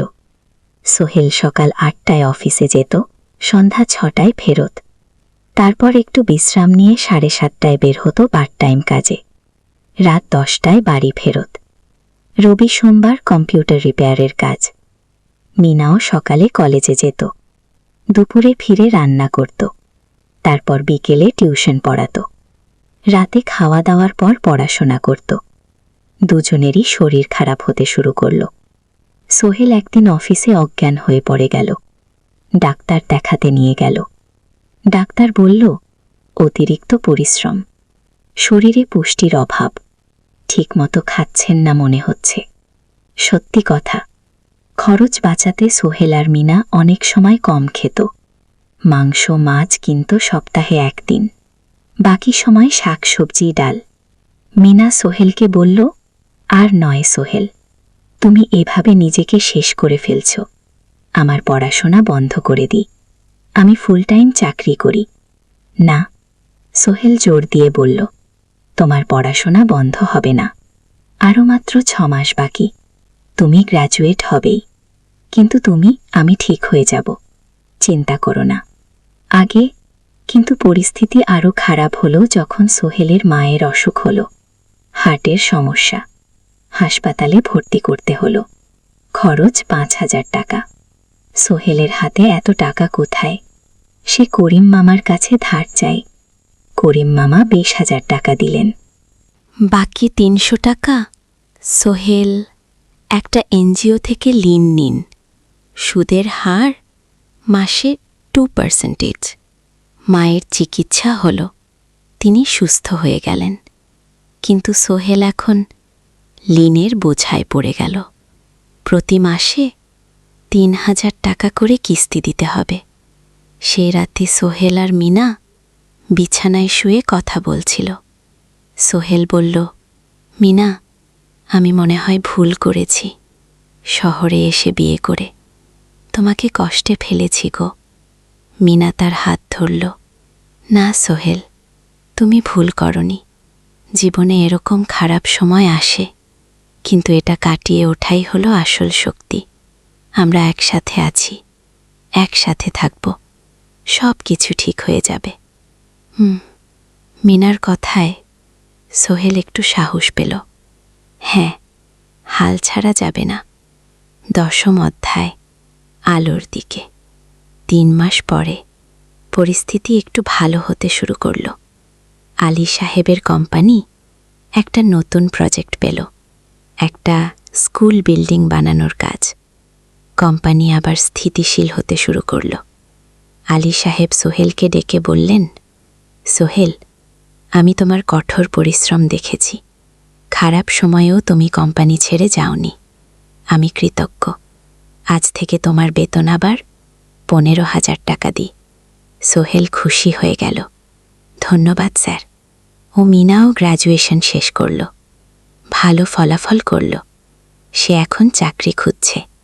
একদিন মিনা একটা প্রাইভেট স্কুলের শিক্ষিকার ইন্টারভিউ দিতে গেল। ইন্টারভিউ ভালো হলো, তাকে নিযোগ দেওয়া হলো। বেতন 12,000 টাকা। সেদিন সন্ধ্যায় দুজনে মিলে একটা ছোট্ট পার্টি করল। একটা বিরিয়ানি কিনল, কোমল পানীয় কিনল, দুজনে মিলে খেল। আমরা পেরেছি সোহেল, ইমিনা বলল। হ্যাঁ, আমরা পেরেছি। এখন দুজনের মিলিয়ে আয় 27,000 টাকা। খরচ চালানোর পর প্রায় 10,000 টাকা বাঁচে। সোহেল এই টাকা দিয়ে ঋণ শোধ করতে শুরু করল। পার্ট টাইম কাজগুলো ছেড়ে দিল, শরীরের যত্ন নেওয়া শুরু করল। আরও 6 মাস পরে সোহেলের কাছে একটা বড় সুযোগ এলো। আলী সাহেব একদিন তাকে ডাকলেন, সোহেল, তুমি কি নিজের ব্যবসা করতে চাও? স্যার, আমি তোমাকে একটা ছোট্ট প্রজেক্ট দিতে চাই, একটা 3তলা বিল্ডিংয়ের কনস্ট্রাকশন। তুমি ম্যানেজ করবে, আমি শুধু সুপারভাইজ করব। লাভের 50% তোমার। সোহেল ভাবল, এটা একটা বড় সুযোগ, কিন্তু ঝুঁকিও আছে। যদি কাজটা ভালোভাবে না হয়?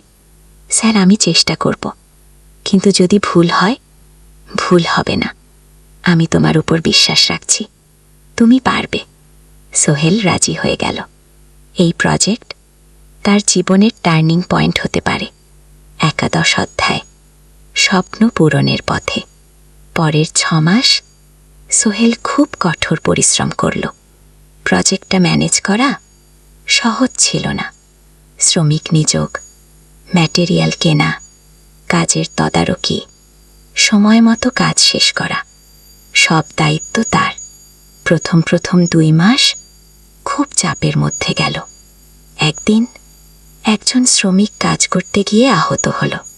সোহেল তাকে হাসপাতালে নিয়ে গেল, তার চিকিৎসার খরচ দিল। এতে প্রজেক্টের বাজেট একটু বাড়ল, কিন্তু সোহেল জানত এটা করা দরকার। আর একদিন ভুল ম্যাটেরিয়াল ডেলিভারি হলো। সোহেল সেগুলো ফেরত পাঠালো, সঠিক জিনিস আনালো। এতে 3 দিন দেরি হলো, কিন্তু কাজের মান ঠিক রইল। মিনা তাকে সবসময় সাপোর্ট করছিল। সে এখন চাকরিতে স্থিতিশীল। স্কুলের বাচ্চারা তাকে পছন্দ করে। প্রিন্সিপাল তার কাজে খুশি। প্রজেক্ট শেষ হলো 6 মাসে, সময় মতো বাজেটের মধ্যে। বিল্ডিংয়ের মালিক খুব খুশি হলেন। তিনি আলী সাহেবকে ধন্যবাদ দিলেন। আলী সাহেব বললেন, ধন্যবাদ আমাকে না, এই ছেলেকে দিন। সোহেল পুরো প্রজেক্ট ম্যানেজ করেছে। প্রজেক্ট থেকে মোট লাভ হলো 3 লাখ টাকা। সোহেল পেল 1.5 লাখ টাকা। তার জীবনে এত টাকা এই প্রথম। সে করিম মামার ঋণ শোধ করল, এনজিওর বাকি ঋণ শোধ করল। তারপর তার মাকে 500 টাকা পাঠালো। মা দিয়ে গ্রামের বাড়িটা একটু মেরামত করালো। বোন ঋতুর জন্য একটা ল্যাপটপ কিনল। বাকি টাকা দিয়ে সোহেল একটা ব্যাংক অ্যাকাউন্টে জমা রাখল ভবিষ্যতের জন্য। আলী সাহেব সোহেলকে আরও 2টো প্রজেক্ট দিলেন, এবার একটু বড়। সোহেল আত্মবিশ্বাসের সাথে সেগুলো শেষ করল। 2 বছর পরে সোহেল সিদ্ধান্ত নিল, এবার নিজের কোম্পানি খোলার সময় এসেছে। 12 অধ্যায়, নতুন শুরু। সোহেল তার সব জমানো টাকা দিয়ে একটা ছোট্ট অফিস ভাড়া নিল। 2 রুমের অফিস, একটা রুমে কাজের জায়গা, আরেকটায় ছোট্ট মিটিং রুম। অফিসের সামনে একটা বোর্ড লাগালো, Sohel construction and development. Mina তাকে সাহায্য করছিল। সে অফিসের অ্যাকাউন্টস দেখত, সন্ধ্যায় স্কুল থেকে ফিরে। দুজন মিলে একটা টিম। প্রথমে ছোট ছোট কাজ নিল, বাড়ি মেরামত, দোকান সংস্কার, ছোট বিল্ডিং কনস্ট্রাকশন। কাজের মান ভালো রাখার চেষ্টা করল, সময় মতো শেষ করল, দাম ন্যায্য রাখল। ধীরে ধীরে সোহেলের সুনাম ছড়িয়ে পড়ল। মানুষ তাকে বিশ্বাস করত। তার কাছে নতুন নতুন কাজ আসতে লাগল। প্রথম বছর খুব কষ্ট হল, কখনো লাভ হতো, কখনো লাস। কিন্তু সোহেল থেমি থাকল না। সে শিখতে লাগল ব্যবসা কিভাবে চালাতে হয়। দ্বিতীয় বছরে পরিস্থিতি ভালো হল। সোহেল এখন 3 জন স্থায়ী কর্মচারী নিয়োগ দিল, একজন ইঞ্জিনিয়ার, একজন সুপারভাইজার, একজন অফিস সহায়ক। তৃতীয় বছরে একটা বড় প্রজেক্ট পেল, একটা স্কুল বিল্ডিং বানানোর কাজ, 5 তলা বিল্ডিং। সোহেল পুরো মনোযোগ দিয়ে কাজটা করল। শ্রমিকদের ভালো বেতন দিল, ভালো মেটেরিয়াল ব্যবহার করল, সময় মতো কাজ শেষ করল। স্কুল কর্তৃপক্ষ খুব খুশি হল। তারা সোহেলের কাজের প্রশংসা করল। এই প্রজেক্ট থেকে সোহেল প্রায় 5 লাখ টাকা লাভ করল। এই টাকা দিয়ে সে আরও ভালো একটা অফিস নিল, আরও কর্মচারী নিয়োগ দিল। এখন তার কোম্পানিতে 10 জন স্থায়ী কর্মচারী। প্রজেক্ট অনুযায়ী আরও শ্রমিক নিয়োগ দেওয়া হয়। ত্রয়োদশ অধ্যায়, পরিবার। এদিকে সোহেল আর মিনার সংসারেও খুশির খবর এলো। মিনা গর্ভবতী। 9 মাস পর তাদের একটা মেয়ে হল। নাম রাখো সারা। সারা যখন জন্মালো, সোহেলের মা আর বোন চট্টগ্রামে এলো। মা 1 মাস থেকে গেলেন, মিনাকে সাহায্য করলেন। সোহেল এখন একটা বড় ফ্ল্যাট ভাড়া নিয়েছে, 3 রুমের ফ্ল্যাট। একটা রুমে সোহেল, মিনা, একটা সারা, আরেকটাই অতিথি রুম। মায়ের জন্য সোহেল সিদ্ধান্ত নিল তাকে চট্টগ্রামে নিয়ে আসবে। গ্রামে একা থাকা ঠিক না। কিন্তু মা রাজি হলেন না। বাবা, আমি গ্রামেই থাকব, এখানে আমার পরিচিত মানুষ আছে। তোর বোনকে নিয়ে যা, ও ঢাকায় পড়ছে। চট্টগ্রামে এনে ভালো কোথাও ভর্তি করিয়ে দে। সোহেল তাই করল। ঋতুকে চট্টগ্রাম বিশ্ববিদ্যালয়ে ভর্তি করিয়ে দিল। ঋতু এখন সোহেলের ফ্ল্যাটে থাকে, বিশ্ববিদ্যালয়ে পড়ে। সোহেলের মনে হল তার জীবন এখন পরিপূর্ণ। স্ত্রী, মেয়ে, বোন সবাই তার কাছে। ব্যবসা ভালো চলছে, মা গ্রামে সুখে আছেন। চতুর্দশ অধ্যায়, সফলতা শিক্ষা। 5 বছর কেটে গেল। সোহেল এখন একজন সফল উদ্যোক্তা। তার কোম্পানি কনস্ট্রাকশন অ্যান্ড ডেভেলপমেন্টই এখন চট্টগ্রামে বেশ পরিচিত। প্রায় 30 জন কর্মচারী তার অধীনে কাজ করে। সোহেল এখন শুধু ছোট প্রজেক্ট করে না, বড় বড় প্রজেক্টও করে। একটা 8 তলা বিজনেস কমপ্লেক্স বানানোর কাজ পেয়েছে, একটা হাসপাতাল বিল্ডিং বানাচ্ছে। মিনা এখনও স্কুলে পড়ায়, সে এখন ভাইস প্রিন্সিপাল। সাথে সোহেলের কোম্পানির অ্যাকাউন্টস ম্যানেজার। দুজন মিলে ব্যবসা চালায়। সারা এখন 4 বছরের, স্কুলে ভর্তি হয়েছে, খুব চালাক মেয়ে। ঋতু বিশ্ববিদ্যালয় গ্রাজুয়েট হয়ে একটা ব্যাংকে চাকরি পেয়েছে। একদিন আলী সাহেব